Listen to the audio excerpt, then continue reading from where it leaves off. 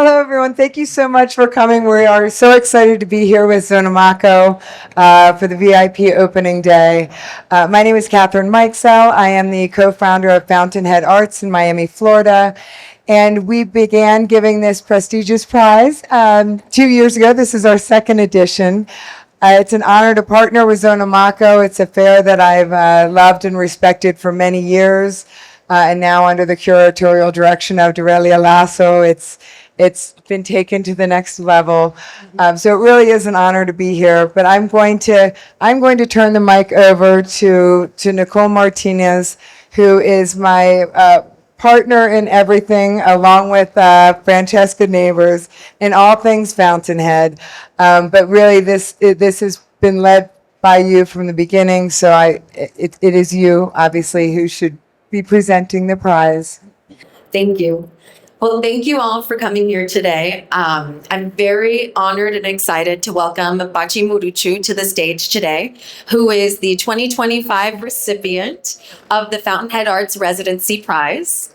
As part of Bachi's residency, he will receive round-trip airfare, live-work accommodations, a $1,500 honorarium, and a very robust program of studio visits and cultural immersion trips in Miami so that he can foment a network of people who can support his career in the future. After our prize presentation, Bachi will be joining me in a talk, which will be in Spanish. So if anyone wants to stick around and learn more about Bachi's work, you are welcome to. Otherwise, I thank you all for being here. Muchas gracias a todos ustedes por unirse a esta conversación entre yo y Bachi Muruchu, el artista seleccionado para una residencia en Fountainhead a través de nuestra colaboración con Zonamaco. Este es el segundo año que presentamos este premio a colaboración con la feria y estamos muy agradecidos de poder presentarlo una vez más a un artista excepcional con una carrera fructífera por adelante. Para que tengan un poco de insight entre cómo seleccionamos el artista, el curador de Ejes, Bernardo Mosqueira, nos dio una lista de finalistas de quién seleccionar este año. Después de hablar con nuestra comunidad acerca de las prácticas de cada artista y hacer entrevistas con cada uno, quedó claro que Bachi era un artista que se beneficiará mucho de una residencia con nosotros. La práctica de Bachi involucra muchos elementos personales, cosmológicas e históricas. Criado entre Ecuador y Estados Unidos, Bachi pasó mucho tiempo inmersido en la cultura de los pueblos Maluay y Conchan, localizados en la región Cañaribamba, en Ecuador. Su práctica medita tanto en lo andino y europeo que influenció arte y arquitectura en la era postcolonial de Ecuador. Las obras que construye Bachi involucran figuras importantes en su vida con motivos decorativos de ambas culturas, reflejando la mezcla de culturas que se encuentra en los objetos históricos de la zona y en la memoria misma de Bachi. Bueno, Bachi, si no te molesta, pásame el remote para la presentación. Sí. Entonces, Bachi, cuéntanos un poquito acerca de tu infancia visitando a los pueblos de tus abuelos en Ecuador. Nosotros habíamos platicado un poco sobre cómo tus abuelos fabricaban polleras y otros vestimientos y que eso informa mucho tu proceso de trabajo. Bueno, ¿sí me escuchan bien? Ok. Bueno, primeramente agradezco mucho estar aquí y poder hablar sobre asuntos familiares, asuntos culturales y todo eso del patrimonio cañari. Bueno, los pueblos míos, de mis abuelos, específicamente mis abuelos maternas, forman parte de la nación cañari y desde mi infancia siempre he recordado la ropa típica, tradicional y especialmente las polleras bordadas en rojo que mis abuelos y hasta mi mamá también se portaban y de verdad los colores de eso, el decorativo, todo eso ha influenciado bastante los colores que yo uso en mis propias obras. Baso bastante de la simbología que yo hago en lo que se considera lo de Cañari, lo de Maluay, lo de Conchan. Y esas memorias estando siempre ahí, pasando con mis abuelos en nuestras casas de adobe, en la ropa típica, bueno, es como fundamental en todo lo que hago, es como los objetos que hago, es recreando la noción sentimental de eso. Claro. Y tú me hablaste mucho del cosmovisión que influye tu práctica, sobre todo el concepto andino Tinkai, donde sustancias y energías diferentes se unen para formar parte de un todo. ¿Me podrías detallar un poco más cuáles son las cosmologías específicas que influyen tu trabajo?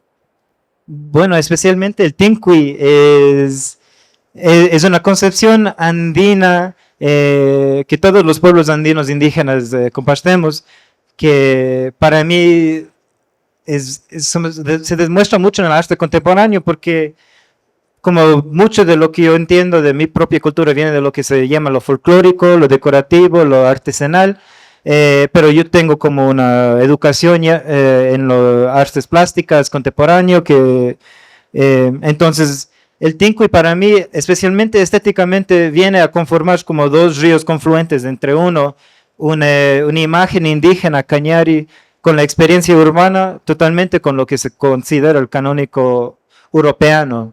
Pero de verdad, específicamente del pueblo cañari de Ecuador, creamos mucho en lo que se llama el Suma Causay, que representa la vida y la conciencia de todo el balance de la vida. Y para mí, pintar es intentar de acercar a una idea del Suma Causay por métodos representados por el Tincui, digamos, materialmente y conceptualmente, y por ideas del narrativo de los espacios urbanos con la mitología indígena. Claro. Y hablando un poco de eso, en cómo incorporas esta idea del Tincui, tus obras incorporan muchos elementos y motivos decorativos que se encuentran tanto en la cultura andino como en lo europeo. Obviamente sabemos que parte del proyecto colonial fue integrar ideas y estéticas europeas con lo andino para generar una conquista absoluta. Cuéntame un poco acerca del uso de estos elementos y motivos en tu obra, que creo que se pueden ver bastante en esta obra, si quieres apuntarlos un poco. Bueno, para mí, inicié, de verdad, con ese asunto lo inicié con los colores. Bueno, porque los colores para mí, lo que algunos quizás llamarían lo decorativo, se basa, como dije antes, en las polleras, en las camisas, las kushmas, los ponchos, los muchicos, todo lo ropa tradicional nuestro es los motivos, digamos, existen en color, ni tanto siempre en lo que digamos sería símbolo, pero en lo que es compartir una idea del color, porque en la filosofía andina también existe la palabra uku, que quiere denotar lo que existe debajo de todo, aunque no se pueda ser visto. Entonces, para mí el color puede representar eso, si uno se pudiera poner lentes para ver el uku.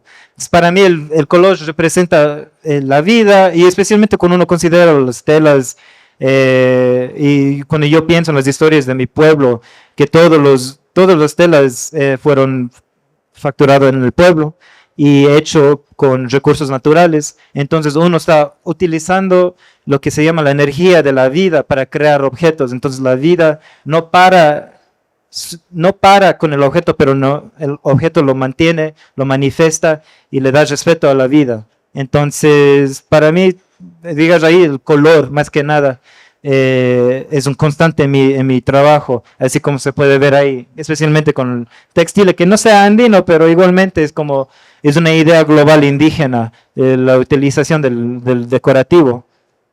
Claro, y creo que esta imagen también es, o sea, como que nos ayuda a empezar la segunda parte de tu obra, que es que siempre involucran una figura importante en tu vida personal. Y entiendo que esta parte de tu práctica se forma sobre todo en un interés en fotografía que en realidad encendió tu carrera artística. Cuéntanos un poco de cómo creas estas imágenes, porque cuando hablamos me habías dicho que siempre, o sea, es un proceso bastante, o sea, te involucras mucho en poner el sujeto con el backdrop que quieres, etc. Bueno, sí empecé siendo fotógrafo cuando empecé la universidad, pero me cambié rápidamente a la pintura. Pero yo siempre pinto familiares, amigos, gente de mi comunidad. Pero para mí, porque digamos el acto de pintar puede ser especialmente cuando uno tiene uno al frente, ese acto se empieza a hacer como un acto de la experiencia de pintar uno. Para mí, yo estoy más interesado en la composición, como casi como lo que se connota de las pinturas antiguas europeanas, desde Rafael hasta Caravaggio, hasta Poussin. A todos esos pintores es el uso de la composición para recrear el mundo en una imagen que lo hace sentir real en un tipo de teología, pero para mí sería mitología. Entonces, para mí, yo siempre tomo la foto y yo tengo que componer todo, poner un libro ahí, poner una flor ahí, poner que la figura se pose en una manera específica, porque para mí la pintura es importante, pero es de la narración que para mí forma la parte más como cultural o que puede denotar lo que yo quiero decir sobre el acto de vivir en este mundo contemporáneo ahora, especialmente en localización urbana. Y en este caso, en esta obra, ¿quién es la persona que está poseando? Es un amigo que se llama Joan. Creo hace casi 3 años nos encontramos de nuevo porque estuvimos en el colegio juntos. Y nos encontramos de nuevo afuera del colegio y nos hicimos unos buenos amigos de nuevo. Y él es como especialmente es como un símbolo político para mí también porque él me ayuda a desarrollar mi propia mente. Entonces los libros que uno ve son libros que él quiso que yo le pinte y él vino, le tomé una foto y hablé con él con cada paso. Las cosas que uno ve en la pared ahí son cosas que nosotros hablamos, conversamos para ponerlo, para que sea una imagen que también tanto represente una ideología mía, pero una ideología compartida entre yo y la persona ahí, siendo Joan. Claro. Voy a pasar a una siguiente obra para que podamos ver un poquito más. Últimamente estás usando muchos materiales nuevos también. O sea, ya hablamos un poquito del color y el proceso, o sea, como parte importante del proceso tuyo, pero me interesa mucho esta evolución a usar materiales distintivos y o sea, quiero saber como que qué significado tienen para ti cuando los usas y en qué manera los usas y cómo los trabajas. Bueno, es interesante porque la palabra que yo siempre diría es que yo siempre busco ser honesto en el trabajo que yo hago, especialmente con los materiales. Entonces, para mí no era suficiente solamente pintar encima de tela, para mí representaba un poco demasiado la tradición europeana en pintura. Entonces, para mí, intenté buscar nuevas formas de crear estas imágenes y suerte por estar en México ahora, me encontré con el papel amate, que se usa por los pueblos indígenas de aquí, como los Otomi. Me encantó muchísimo el papel porque era como, cuando uno lo ve en persona, tiene como una historia, uno puede ver lo que fue tocado. Y cuando uno pinta encima de ese papel, es como uno puede ver el acto de vida que ocurrió dentro de este papel. Y de verdad el papel amate me influenció mucho porque ahora en mis trabajos que hago ahorita, yo creo el papel yo mismo. Entonces hago el pulpo todo y reconstruyo y pongo cosas en el papel o pongo como símbolos en el papel. Entonces, como esta imagen aquí, este objeto para mí representa como el inicio, especialmente con el amate en esta investigación de papel. Y en este caso, ¿el amate es solo el borde o es la obra entera? Entonces, lo que ves es amarillo, no es amate, pero todo lo demás es amate. Dale, perfecto. Y hay otra obra que quisiera mostrar, que voy a ir directo a ese, que creo que está en esta presentación, o quizás no. La que tiene madera. Bueno, no la veo en esta, pero sabes de cuál te estoy hablando. La que me mostraste que tiene como, o sea, maderas que se abren a una imagen atrás. Sí. Explícame un poquito sobre la decisión de abrir las puertas y mostrar una imagen atrás. antes que yo diga eso, ¿puedes ir a la imagen después de este? Creo que son de mis padres. Porque creo que con esa imagen puedo también... sí, puedo ir una vez másito para... Sí. Bueno, después de trabajar con el amate me encontré con telas. Bueno, como antes hablé, mis abuelos trabajaban en la ropa tradicional de nuestro pueblo. Yo quise como involucrar ese material en mi trabajo. Entonces empecé creando el papel y después con una máquina de coser adicioné como las telas de ahí y me gusta como cambiar el material de la tela para demostrar lo que esté abajo. Pero como dije, yo siempre ando buscando una forma honesta en que trabajar. Encontré que la madera es más honesto para mí, porque lo que más me empezó a interesar es trabajar con los materiales que uno encuentra en el suelo. Porque para mí, haber crecido en Nueva York, ser hijo del Bronx, del barrio, las historias de la ciudad son como parte de mí. Entonces quise que los materiales digan eso también. Entonces en lo que se llama Puma Punku es el nombre de esa obra.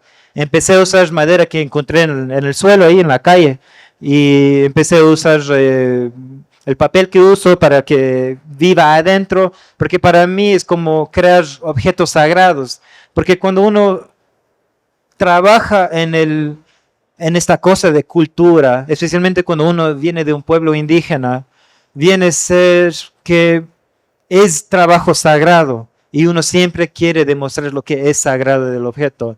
Entonces para mí me encanta pintar, por supuesto, pero lo que quiero que las pinturas sean, más que pinturas, es que sean objetos. Entonces para mí el Puma Punku, esa obra específicamente, y la obra que está ahí, que son de mis padres, y mi perrito Xolo Itzcuintli, que obviamente tiene historia aquí, pues, bueno, de verdad es el amor de lo ser honesto con los materiales. Claro, y me gusta mucho la idea y el concepto de pensar en las obras como objetos, porque obviamente en la cultura latina coleccionar objetos o los objetos que tiene la abuela o la bisabuela en su casa que parecen, o sea, no necesariamente tienen valor económico ni nada por el estilo, sino que son objetos que decoran la casa y que muchas culturas ven como algo mal visto, como un poco tacky, para usar una palabra cursi.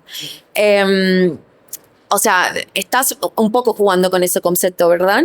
No, totalmente, especialmente como la palabra kitschy, Claro. la que usan en los Estados Unidos, porque es en la cultura latina y de verdad, muchas culturas que como representan del sur del mundo o el tercer parte del mundo, lo que se considera lo decorativo es lo sagrado. Y cuando uno investiga la etimología de la palabra decorativo, significa honrar algo, a demostrar lo sagrado y lo amado que algo es.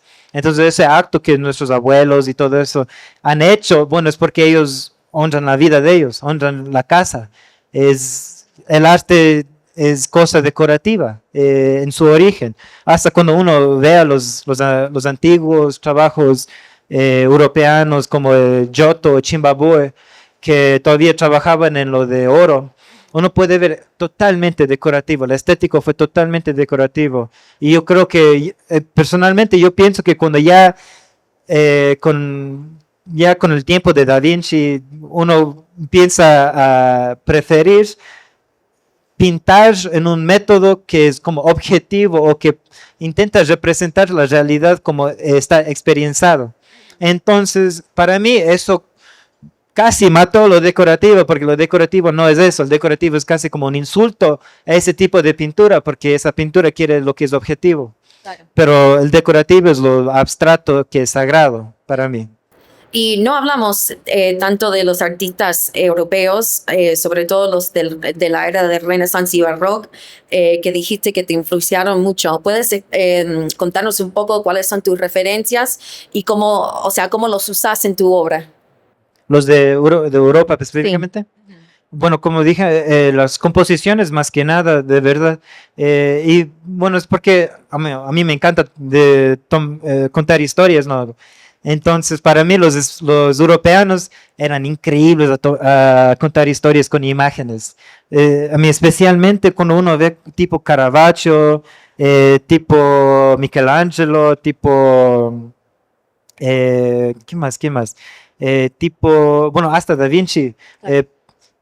Esos tipos de historias, cuando uno puede leer, cuando uno puede ver el santo, o cómo representaron ese santo, o cómo representaron a Jesús Cristo, o cómo representaron esta cosa como bien feo, pero tan hermoso.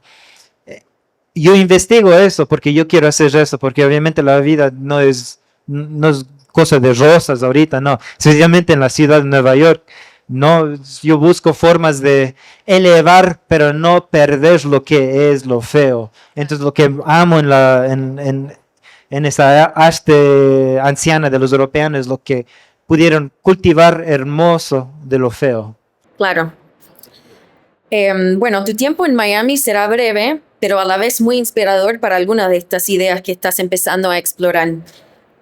Más allá de tomar ventaja del programa, de los estudio visits y oportunidades, etcétera, cuéntanos un poco de qué piensas hacer con tu residencia artística en Miami. Bueno, cada ciudad es increíblemente única. Y fue mi primera vez de estar en la Ciudad de México esta semana y de verdad cada ciudad tiene su propia. Y Miami especialmente estar localizado ahí a ese punto, al ladito con la historia de Cuba, al ladito con la historia de imperialismo de los Estados Unidos, del mundo occidental, considerando ese lugar casi de la invasión europea en las Américas. La ciudad de Miami es tan increíblemente interesante por esa historia migrante, por esa historia violenta, por esa historia que ha ayudado a construir el mundo global que existimos hoy día. Me intereso mucho en investigar esas historias y especialmente considerarlos en lo que son asuntos contemporáneos, especialmente en los pueblos haitianos que existen allá, y lo que se considera ser migrante, especialmente en lo que uno considera la política de hoy día es cosa, bueno, uno puede ver en las noticias, Claro. es un lío. Entonces, cosa de Miami para mí va a ser un lugar increíble para investigar y entender eso, especialmente por la naturaleza, por mi familia que que eran curanderas. Entonces yo siempre estoy involucrado en lo que es la naturaleza, lo político, lo que es de la tierra, la conciencia de la tierra propia. Entonces, para Miami va a ser una experiencia increíble para entender eso y existir estéticamente ahí. Y también porque me encanta el Provision, que es pintor increíble de esa área. Buenísimo. Bueno, si alguien tiene preguntas, estamos dispuestas a contestarlas. ¿Sí? Mira, coge el micrófono. ¿De qué manera el arte podría ayudar a hacer una lucha contra los problemas políticos que están ocurriendo hoy en día, considerando que el panorama pues pinta feo para todos los hermanos que se encuentran allá? ¿De qué manera el arte puede apoyarnos? Bueno, la cosa es tan interesante esa pregunta porque obviamente estamos en Ciudad de México donde existían tipos de pintores como Rivera, como Siqueiros, que involucraron el arte políticamente porque ellos estaban en organizaciones. Entonces, para mí el arte contemporáneo tiene que existir más en forma de una lucha organizada con grupos políticos, porque ¿cómo se dice? El arte plástica puede a veces, porque en el mundo en que existe, lo que es políticamente progresivo viene siendo la materia y el concepto de lo que es el objeto. Pero ese objeto puede cambiar una persona solamente por lo que esa persona puede dar de ellos encima de ese objeto. Pero eso, digamos, no tiene la gran energía para cambiar lo político. Uno debe siempre crear imágenes que puede expandir la imaginación de la colonia, de la persona colonizada. Porque de verdad eso es parte de la responsabilidad de cada artista, es de expandir la imaginación, de cómo poder superar las condiciones. Pero para los objetos mismos yo no les considero de tener de ser como un herramienta suficiente en ellos mismos. Y uno no debe más pensar en cómo organizar y usar el estético en métodos de organización, especialmente como el artista Emory Douglas de las Panteras Negras allá en Norteamérica, como ese increíblemente, la estética de eso fue tan increíble e impactado allá. Y si yo puedo agregar también, porque es algo que pensamos mucho en Fountainhead, la residencia, nosotros vemos al arte como una herramienta de contar historias. Y lo vemos como algo que puede unir personas con distintas opiniones o perspectivas en la vida a base de un concepto o una conversación. Entonces, ¿qué pasa? Obviamente sabemos que en el mundo de arte hay jerarquías de personas que tienen más dinero que otros, ¿cierto? Y que por ahí vienen de lugares muy distintos que otros, que tienen poder adquisitivo, que tienen poder para cambiar temas económicos o políticos. Entonces, por ahí, una persona que tiene una visión del mundo muy cerrada, viene a una residencia, conoce a un artista que le cuenta un poco de su obra, que le cuenta un poco de los problemas políticos que está enfrentando y que eso quizás le abre la mente a la persona con poder para empezar a cambiar de a poquito la situación para los demás. Entonces, yo no sé si pondría tanto peso en el objeto de arte, sino en las conversaciones y diferencias de opinión que pueden generar. Porque sin poder conversar con personas que piensan distinto a nosotros, no vamos a lograr cambio.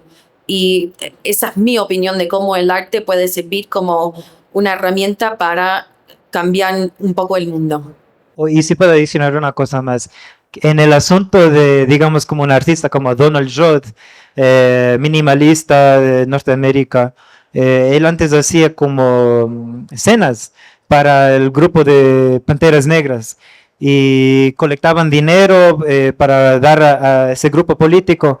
Y yo imagino que con ese dinero hicieron muchas cosas buenas, como los programas de comida, pudieron comprar armas para proteger las comunidades y todo eso. Entonces hay fondos, recursos, pero siempre para mí es el ser organizado y estar organizado desde el suelo. Uno no puede desde arriba a abajo, desde abajo a arriba y construir como eso. Y bueno, sí, yo siempre veo como a Rivera y Siqueiros, como especialmente Siqueiros, como alguien quien demuestra esa diligencia. Bueno, muchas gracias a todos por asistir. Felicidades, Pachi. Vamos a estar juntos en Miami en el 2026. Quiero mencionar que Pachi obviamente está mostrando en la feria, está con su galería Mickey Man, que están en la sección ejes, en booth number. Sí, número, afortunadamente. Bueno, fíjense en el mapa porque no sabemos dónde está el booth de Mickey Man, pero está en la sección ejes. Así que les invito a ver la obra y gracias por tu tiempo. Muchas gracias y visiten, por favor. Estaré ahí también yo. ¿Ya? Gracias.